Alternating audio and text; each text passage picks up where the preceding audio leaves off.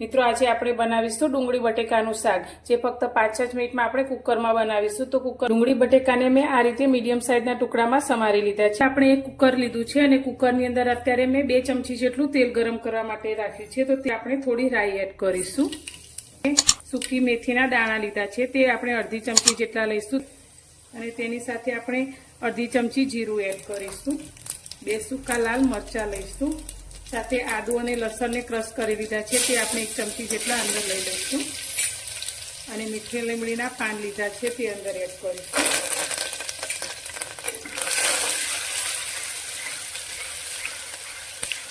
વઘાર આપણો સારી રીતે થઈ ગયો છે, તો તેની અંદર હવે આપણે જે ડુંગળી અને બટેકા સમાર્યા છે તે અંદર લઈ લઈશું।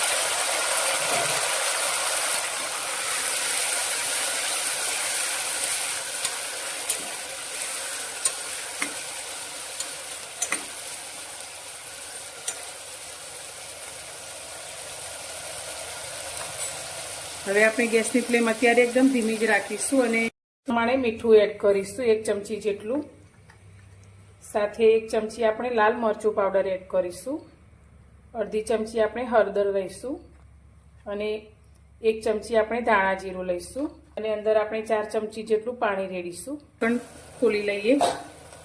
અત્યારે 1 તમાલપત્ર નાનું લીધું છે, તે અંદર એડ કરીશું અને 1 જ આપણે લવિંગ લઈશું।